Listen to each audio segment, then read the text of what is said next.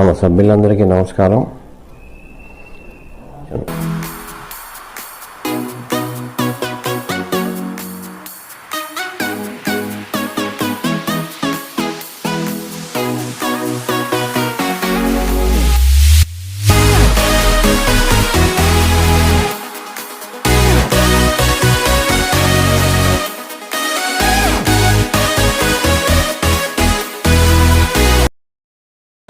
Hi friends, this is Sahadev Verma.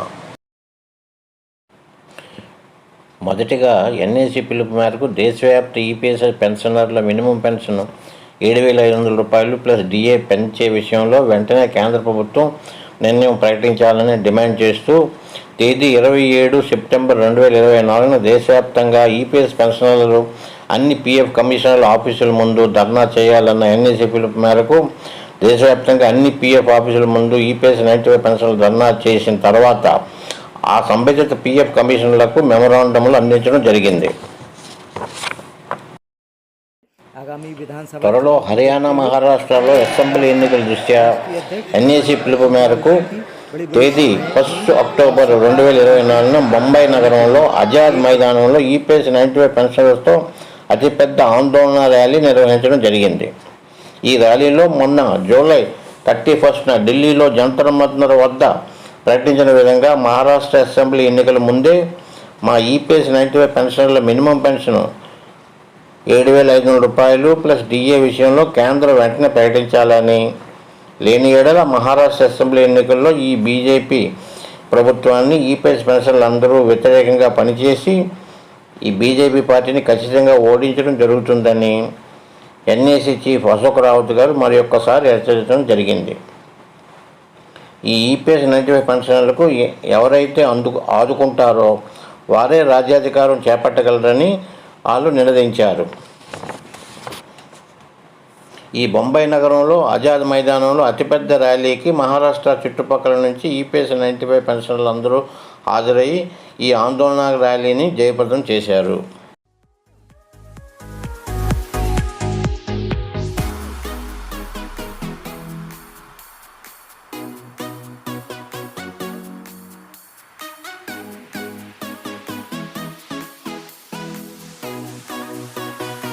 टक्कर में संघर्ष हमारा नारा है, हर जोर जुल्म की टक्कर में संघर्ष हमारा नारा है। आज बॉम्बे में आए हुए पूरे हिंदुस्तान के हमारे इस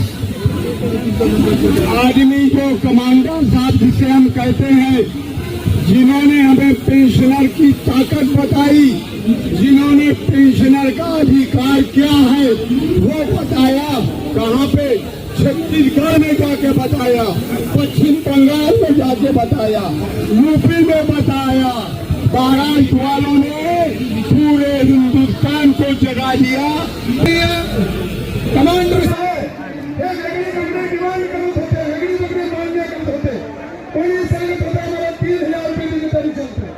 कोणी सांगत होता मला 5,000 दिले तरी चलते, कोणी सांगत होता की आवश्यकता आहे 10,000 रुपये द्या आणि सहज महंगाई भत्ता पडला.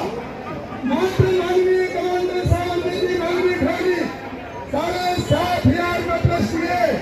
त्याच्या कारणास्तव ही मागणी आमचे पेन्शन फंडचे व्याजामधून पूर्ण केली जाऊ शकते.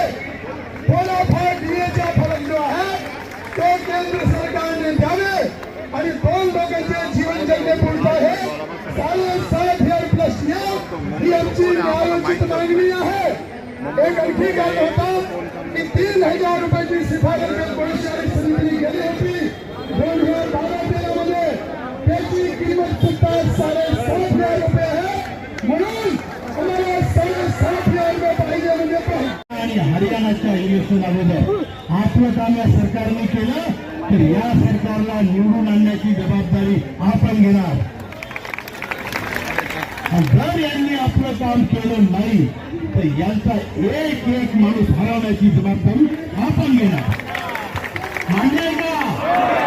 मान्य का?